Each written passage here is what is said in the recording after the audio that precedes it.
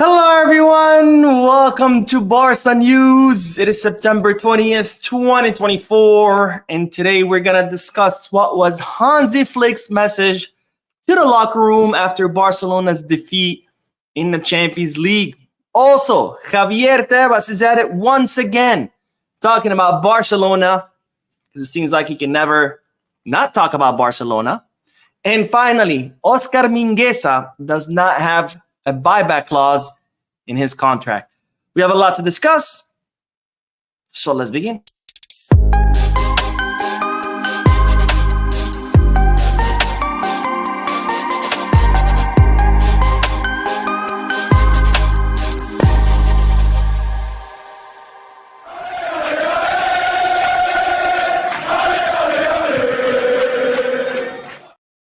Hello, everyone. Welcome to the channel. My name is Mo. This is the Barca News live podcast, which is on every Mondays, Wednesdays, and Fridays, where not only do I get to share Barcelona news with you, but I also get to interact with you lovely people in the chat section by reading your comments, answering your questions, and getting a discussion going. For those of you who'll be watching when the podcast ends, don't worry. I will be putting timestamps in the description and chapters in the timeline in case you do want to skip through the discussion. And of course, I cannot begin without saying, don't forget to hit the like button, subscribe to the channel, drop a comment. If you are looking for any Barcelona jerseys or merchandise, make sure you hit the give back, goal kits, or fanatics. If you are looking to place any sports bets, make sure you hit the bet us. All links are down below in the description. If you click on them, you'll be helping this channel, but you would also be helping yourself because you do get access to some pretty cool deals and discounts, which otherwise you would not get access to without those links. Now, having said all that, let's begin with the news because, ladies and gentlemen, as you already know, yesterday, Lamine scored his first goal in the Champions League. One hell of a goal, by the way, one hell of a banger, reminded me of some of Messi's goals. Now, I'm not comparing Lamine to Messi before everybody gets all worked up, like, Mo, stop comparing them. That's not what I'm doing. But I'm saying his goal did remind me of Messi. Well, he would cut into the middle, and you would think he's going to hit the far post, but then he hits the near post. One hell of a goal. If you haven't seen it, do yourself a favor. YouTube the goal. It was one hell of a goal, but it was Lamine Yamal's first Champions League goal. And the reason I bring it up because I've been seeing a lot of confusion with people saying, oh, Lamine Yamal is now the youngest goal scorer in the history of the Champions League. There were other people saying that Lamine Yamal just broke Endrick's record because Endrick had just scored in Real Madrid's Champions League, and people thought that Endrick had become the youngest scorer. And with Lamine Yamal scoring yesterday, he now broke Endrick's record, and he became the youngest scorer. None of that is true. First of all, Endrick never had the record. When Endrick scored, he did not become the youngest scorer in the history of the Champions League. But also, Lamine Yamal is not the youngest scorer in the history of the Champions League. Ladies and gentlemen, the youngest scorer in the history of the Champions League is no other than Ansu Fati. Yes, our own Ansu Fati is the youngest scorer in the Champions League history. And he only beat Lamine Yamal by a little bit. And I'll make this a little bit bigger, but there you have it. There's the list of the youngest scorers in the Champions League history. Ansu Fati with 17 years and 40 days, where he scored that goal in the 2019 season, Barcelona versus Inter. Barcelona won 2-1.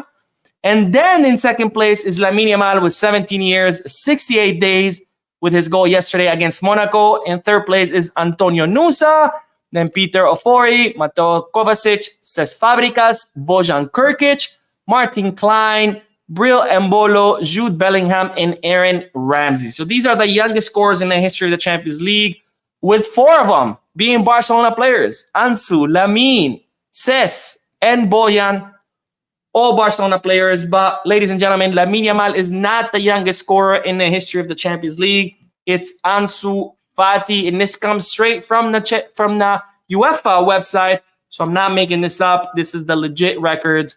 Ansu Fati continues to be the youngest scorer in the Champions League history. Now, speaking of the Champions League and speaking of the Monaco match, I do have good news because yesterday there was a lot of fear that Casado might have gotten injured. Because after the match, he was seen limping to the locker room. And that, of course, raised a lot of alarms. Everybody was like, oh, my God, is Casado injured? Like, what are we going to do now? We already have Ferran who's injured. Casado was taking his place. Now, if he gets injured, what are we going to do? Who's going to play in a pivot position? But, ladies and gentlemen, do not worry. Casado is not injured. And, in fact, he will be available for this weekend's match against Villarreal in La Liga. So good news there. And we'll end this segment with news of one player who's not going to be available for the Villarreal match, which of course is Ferran Torres, because, ladies and gentlemen, La Liga have confirmed his one-match ban after he received a red card against Girona. You can see it on your screen. You all remember that. He steps on Asprilla, Girona's player. He got a red card. And well, today La Liga confirmed his sanction, which is a one-match ban. That means Ferran will not be available for the match against Villarreal. And they've also fined the club 300 euros, and they have fined Ferran Torres 600 euros for this infraction. So that's all the news for this first segment. As you know, I always like to lump up a bunch of small bits of news together. So let's do the comment section, and then we will talk about Hansi Flick's statements to the locker room after yesterday's defeat. Now, we do have the first donation of the live stream. Baby's comeback, always supporting the channel. Incredibly generous with his donations. But Baby's comeback says, "What's up, Mo? Thoughts on Mark Andre comments towards Eric? Seemed like he kind of blamed Eric for the mistake." I'm glad you asked, because yesterday, clearly Mark ter Stegen's fault. There's no doubt about it. He shouldn't have passed it to Eric, who had a mark on him, when he had three other players that were wide open: Cubarsí, Íñigo, and even Alejandro Valde. But what made this whole situation worse, because look, mistakes happen. People make mistakes. That's fine. But what made it worse is ter Stegen's comments after the match, where he was asked and he said, "Well, I feel bad for Eric because he was shown a red card. It was a miscommunication." And I don't know if he necessarily blamed Eric, but he definitely did not take responsibility. I think the right thing for ter Stegen to have done, especially because he's a Barcelona captain, he should have said, "Look, I made a mistake. I'm sorry. It's not going to happen again." That would have been the right response from a Barcelona captain. Again, he's a captain. But what he said was pretty much, miscommunication, whatever. Not cool at all. And it did him no favor, because all those comments did was further anger the fan base, which were already angry with ter Stegen on his mistakes. So not cool at all. But, I hope Flick talks to him like, "Dude, can I be doing this? You're a captain. You're the leader. You need to assume responsibility." After all, look, mistakes happen. But if you don't assume your responsibility of the mistake, then you're never going to learn from it, right? This is something I always criticize Xabi for, because Xabi used to get in press conferences and talk about, well, it was the sun, it was the ref, it was the injuries, it was the grass, it was the planet's alignments. He always had an excuse, and I always used to say, how is Barcelona going to improve if they can't even admit that they made mistakes, right? Because in order to learn from a mistake, first you have to admit that you made it and then learn from it. But if you don't admit to it, how are you going to learn from it, right? And ter Stegen is doing the same mistake here. Not admitting his mistake, so how is he going to learn from it? Not cool whatsoever. I hope Flick has a conversation with him, because this cannot be happening, especially when you're the captain of the team. And we do have another donation, Safi Remenga. Thank you so much, my friend, for your donation. Again, the software does not allow me to see the super stickers, but I will be rewatching the live stream once it ends. I'll rewatch it on YouTube, on the regular YouTube website, so I can see your super stickers, so I can see what you gifted us. But thank you so much, my friend, for your very, very generous donation. And let's do a couple more comments, and then we'll move on to the next segment of news, which is Hansi Flick statements. But let's look at Sunday Dylan, who says, "Hi, Mo. Good evening. I'm Sunday Dylan from Ghana. Good evening to you, my friend. Thank you for your comment, and thank you for watching." And MFA Scully says, "What are your thoughts on the next transfer window? Do you think we should go for all the free agents if possible?" Are we talking about winter? Because if we are talking about winter, I don't know how many players are going to be available in the winter, especially free agents, right? Free agents are usually available in the summer, because that's when their contract ends at the end of the season.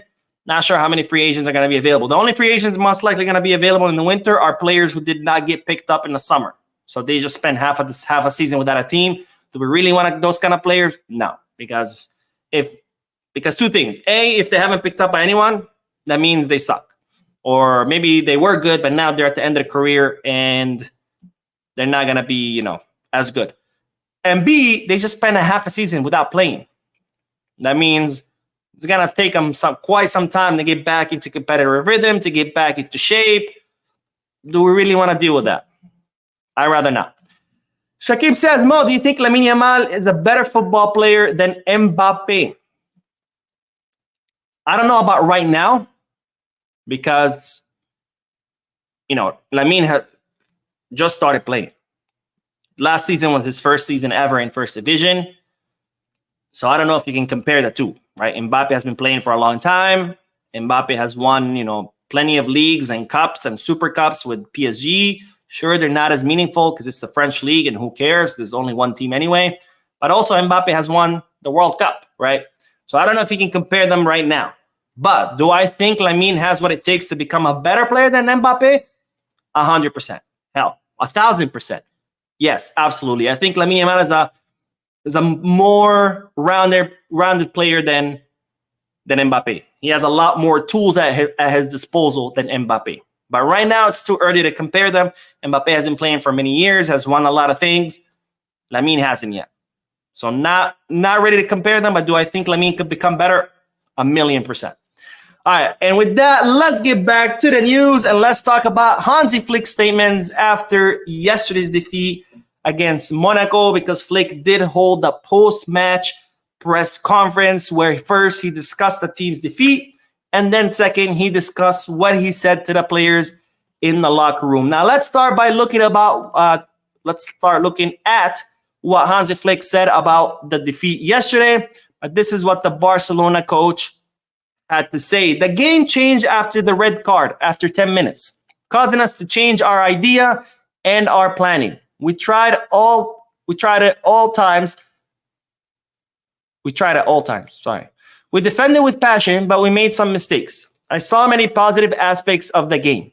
We had chances, but in the end, they brought on fast players and they deserved to win.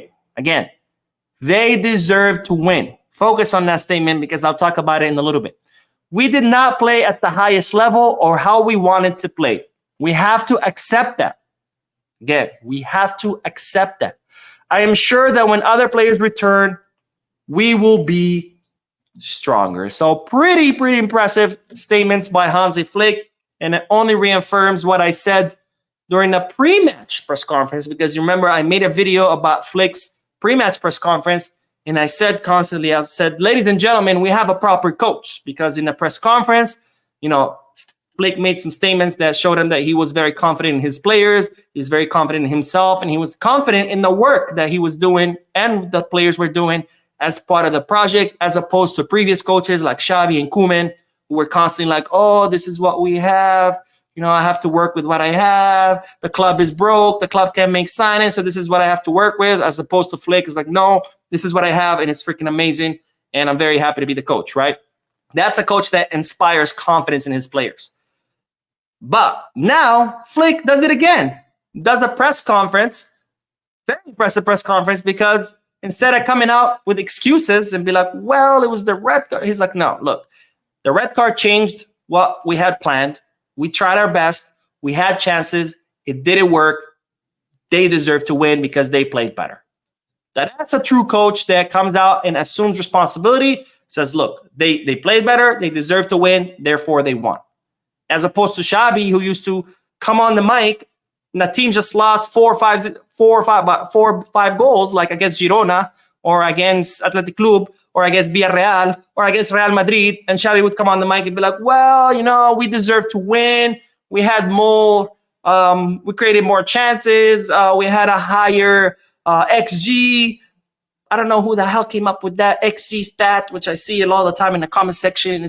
That stat is garbage. Expected goals is garbage. I don't care if you have 1 million expected goals. If you didn't convert all of them, you could take that stat and shove it up your nowhere because it means absolutely nothing. Anyways, now Flick. Flick comes on and says, look, they were better. They deserve to win. They won. No excuses. No like, oh, we had a higher XG. Like, no. But then Hansi Flick talked about what he said to the players in the locker room after this defeat. And this is what the Barcelona coach had to say.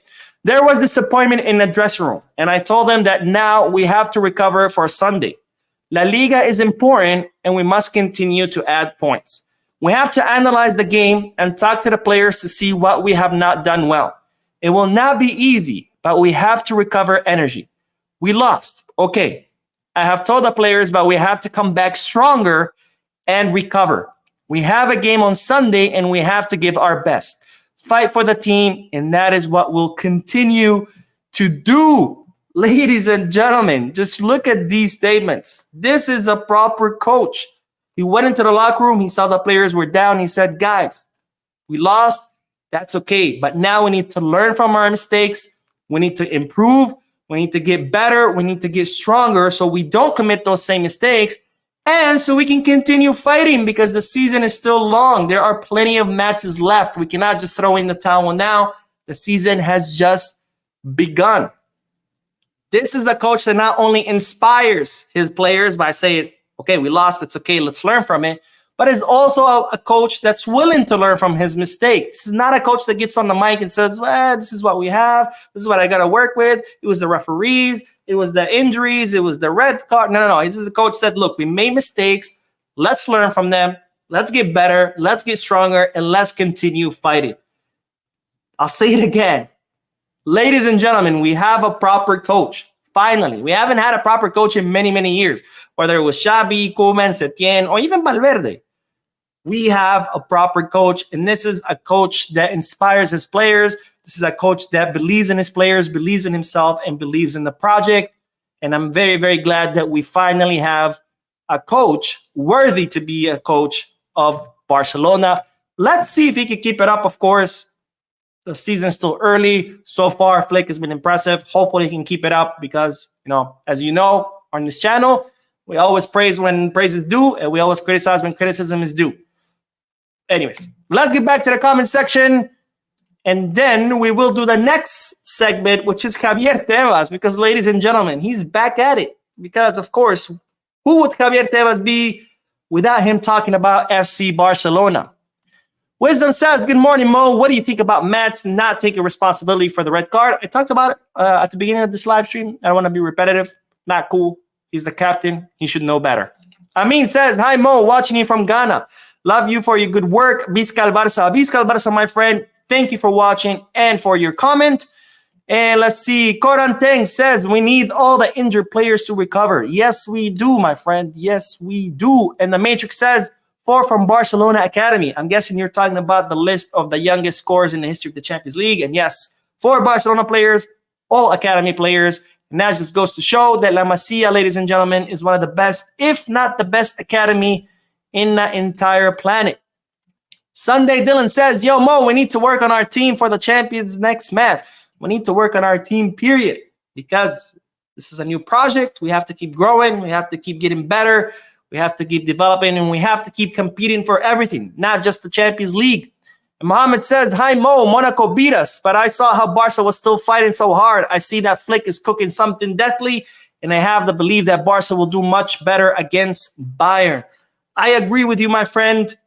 I said this yesterday in a post-match live analysis. Yes, we lost. Yes, it sucked.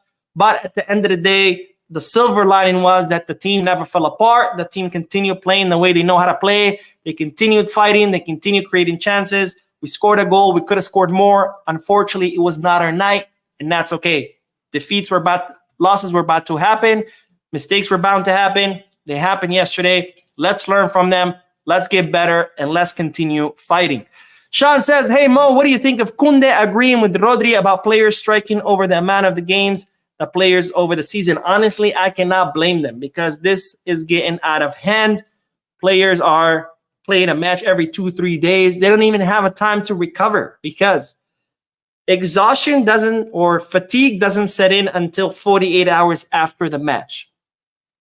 So Barcelona played yesterday, which was Thursday. That means Friday, Saturday. Saturday night is when the fatigue will set in from the Monaco match. And guess what? Sunday, they have a match. So players are not having time to rest.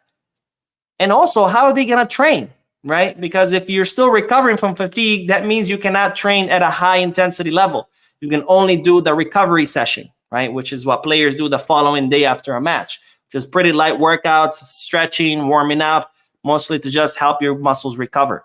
So if you don't even have time to rest, you don't even have time to train at a high intensity, all you can do is just try to recover somewhat. What are we doing here? What is FIFA doing here? What is UEFA doing here? They keep adding more and more matches. Remember, this is the brand new format of the Champions League. And guess what? They added more matches. It was already a busy calendar, and they add more.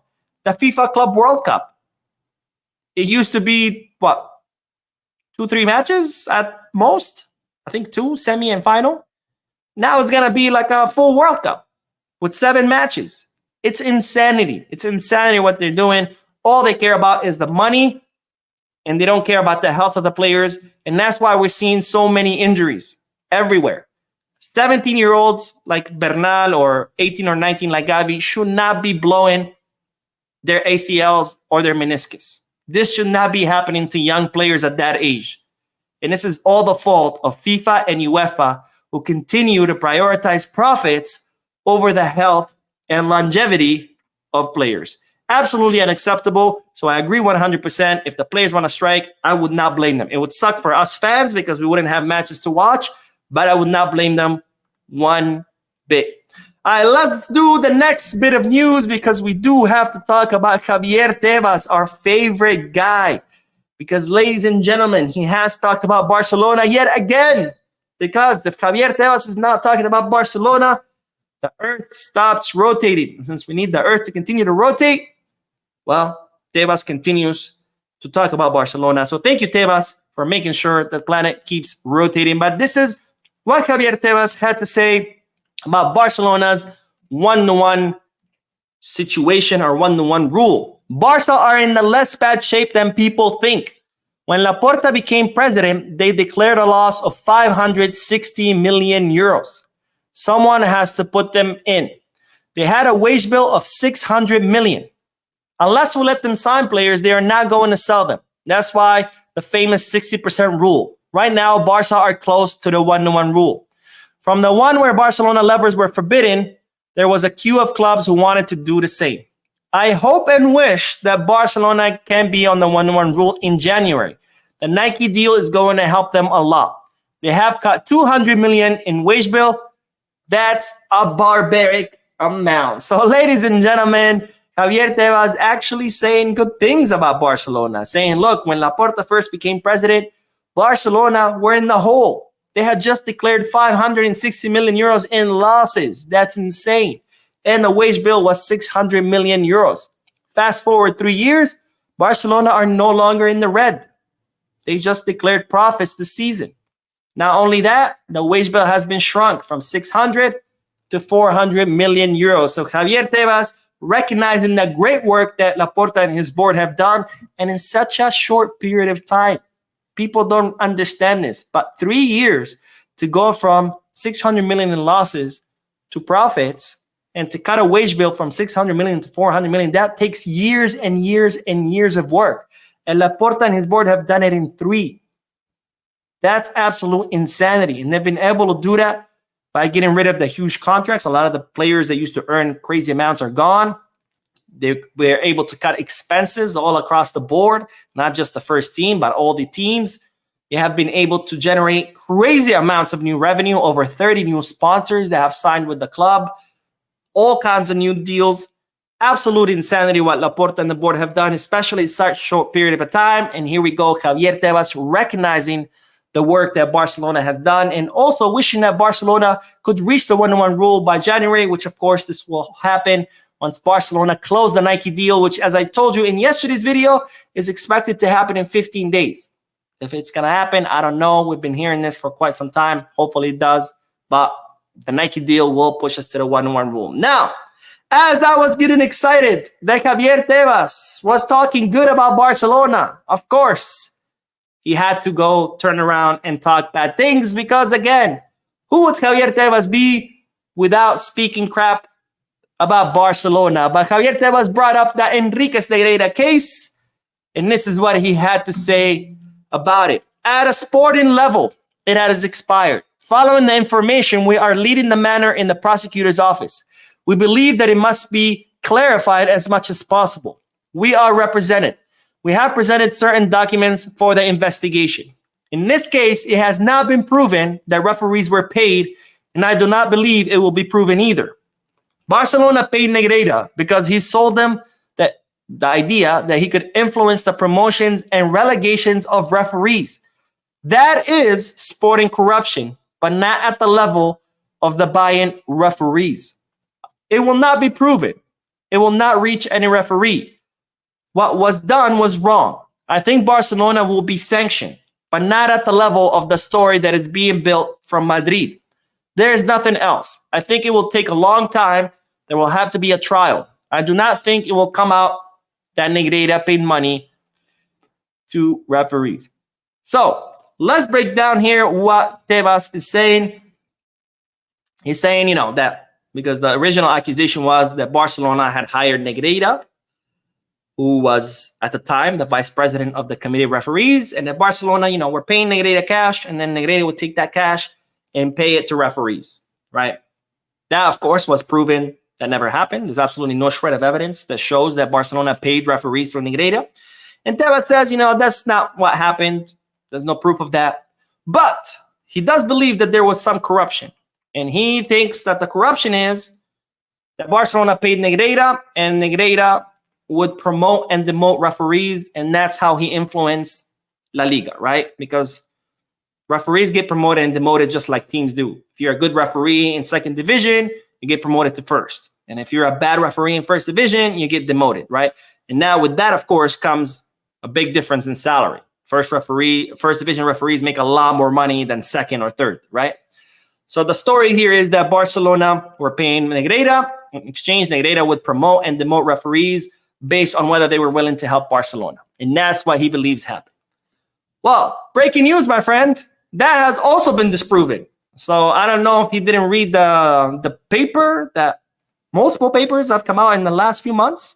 But in case you haven't heard, Tebas, that has also been disproved. Because when it was proven, or when it was shown that there was no evidence that Barcelona paid referees cash, the judge in charge of the investigation, instead of saying, okay, if there's no proof, let's dismiss the case. No, the judge was like, oh, let me come up with my own theory, which was the same theory, the promotion and demotion theory. Well, that was quickly also dismissed because guess what? Negreira had no power over promotion and demotions. Negreira did not decide what referees got promoted and what referees got demoted. So that hypothesis was also ruled out. And then, of course, the judge changed the charges to bribery, because in bribery, all you have to prove is that you paid a public official. You don't have to prove what happened with that money. And that was also thrown out because guess what? Negreira was not a public official. The committee of referees is a private entity, therefore he's not a public official. And that's why there's absolutely no case. There's nothing. But apparently, Tebas has not gotten the memo. So Tebas, my friend, if you know English, if you've heard of my channel, watch this and maybe you'll get informed. Of course, that's not going to happen. I'm being facetious, but anyways. All right, let's get back to the chat section and then we will talk about Oscar Mingueza. All right, let's see. Solomon says, hi, Mo. I think we should find alternative for Ter Stegen. I don't. Ter Stegen is the best option we have on the team. People are quick to crucify players when they make a mistake, but they forget Ter Stegen is the best option. Who you going to put? Iñaki Peña? You guys already crucified Iñaki Peña. Who are you going to put? Astralaga? He's not ready to be a first-team goalkeeper. Who else are you going to put? Kochen? He's the future bet of the club. But is he ready? No. So out of the 4 goalkeepers that we have that have been training with the first team, Ter Stegen is the best option. Nihal says, Bayern will destroy Barca if Barca keep on playing like this. Like how? Like winning 5 out of 5 matches in La Liga? Winning convincingly? Sean says, good night, everyone. I believe I commented on this before, and I will say it again. We need to start looking for a new goalkeeper. If Kochen is the future, send him out on loan to get some first-team minutes experience. We don't need to look for another goalkeeper because I just told you, we have plenty of options in the club. Raul says, with our full squad, no one can face us. My Culés, you need to chill. We'll beat everyone. I don't know if we'll beat everyone, but everybody does need to chill. It's one loss. It wasn't even, that bad of a loss, given the fact that we were down a man and people are already crucifying everybody. They're staying out and everybody out. It's like, guys, chill. Stop being so fickle. Safra Menga says, sorry about the silly sticker. I meant to send you a star.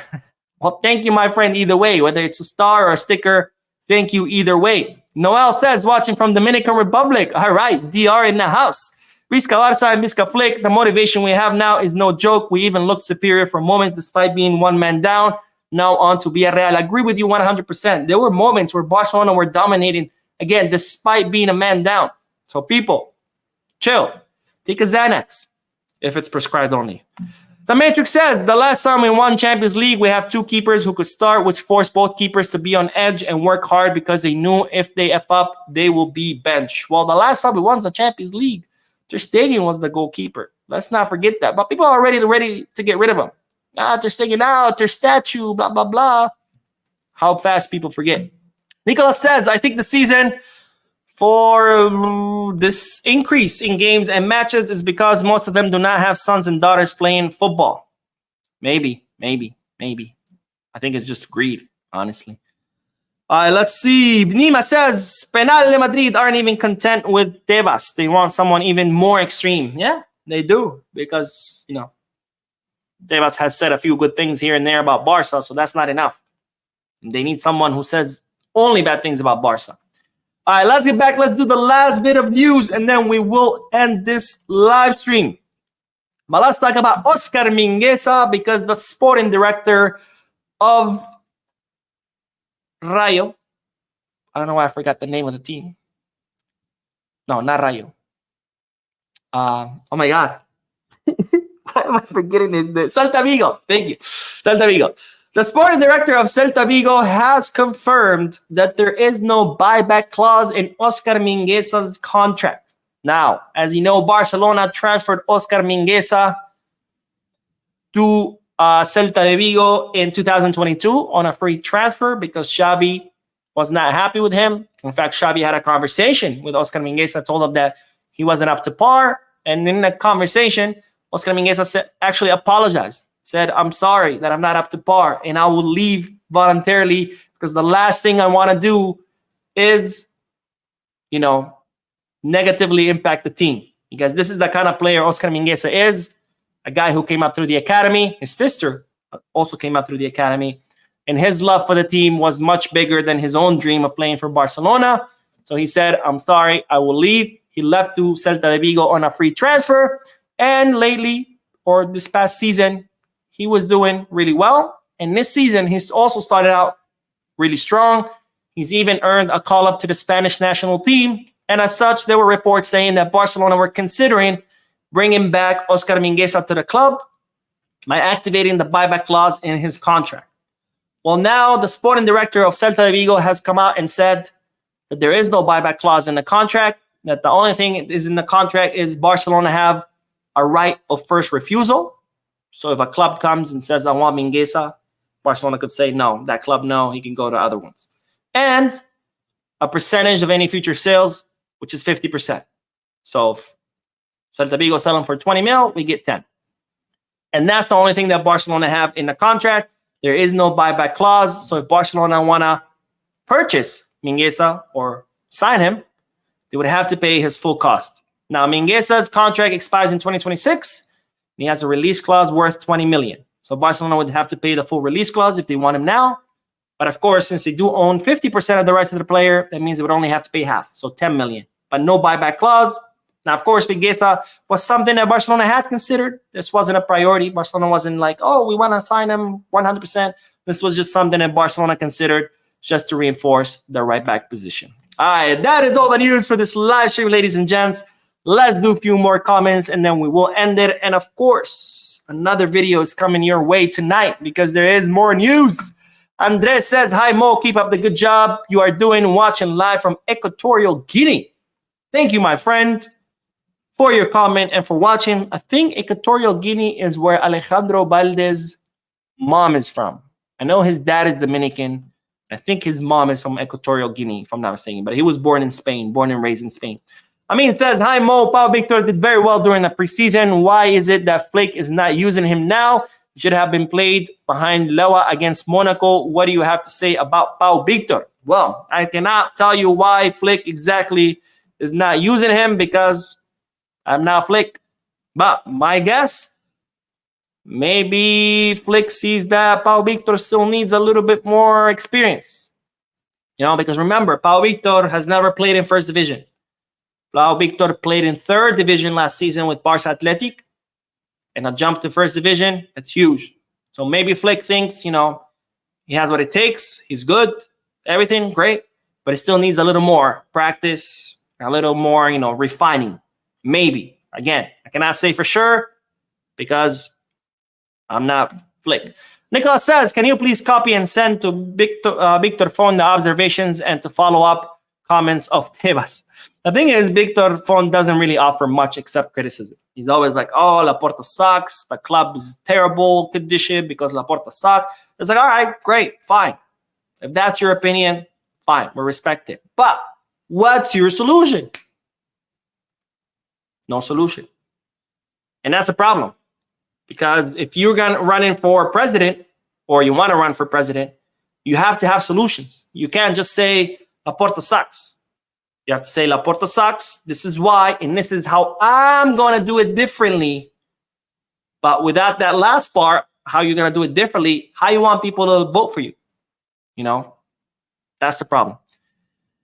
All right, let's see. A1 says, by the time we're sanctioned for anything, Tebas won't be president. Adios. My fear will be that probably someone worse is going to replace him. Wow. On Fire says, will Ansu Fati start against Villarreal and which position he is going to play? I don't know. Probably. Because Ferran is sanctioned. Remember? He got a red card. So maybe. And if that's the case, maybe we'll see him on the left. Unless Flick decides to put Rafinha on the left, which is the best position Rafinha plays in, and have Ansu play behind Lewy. That's also a possibility. Sunday Dylan says, hey Mo, do you think Barcelona should go in for Argentina/Aston Villa goalkeeper Emiliano Martinez next season? No. Emiliano Martinez is like, how old is he? 32 or something? No. Monty says, although Ter made a huge mistake that costed us the game, he had some crucial defenses too. I agree. All right, let's see. What else? Valerian says, Mo, Barca need to beat Real Madrid at least once 5-0 this season. I don't know if we need to beat them 5-0, but we do need to beat them. Richard says, I don't understand why it seems like you're the only one defending Mats. After the match, he couldn't even take responsibility for his costly error. He's supposed to be the team captain. I talked about it. I already talked about the mistake that costed us the game. I already talked about how bad it was for Ter Stegen to not admit that he made a mistake, especially since he's the captain. So I don't know what part of that you missed, but you can rewatch the live stream when it ends. King City FX says, I think Frankie will fully complete our midfield. He is good. He is good at breaking the first press. He can drive the ball. Think about the space he will free up for the likes of Pedri, Olmo, Casado. Gotta be fired. We definitely need Frankie de Jong back as soon as possible, especially with the injury of Fermin Lopez and the injury of Olmo. We do need him back. All right, let's see. And Ahmad says, Barca is up for total success. We will not be deterred by any intimidation. All we need is have every player at their best. I am following from Liberia. I agree with you 100%, my friend. And with that, we will end the live stream or the podcast, whatever you want to call it. Thank you guys so much for your comments, your likes, subscriptions, your generous donations. I will be uploading another video later tonight because there's more news. Don't forget to hit the like button. Subscribe to the channel. That we're very, very, very close to 100K. Let's make it happen. And of course, as always, peace, guys.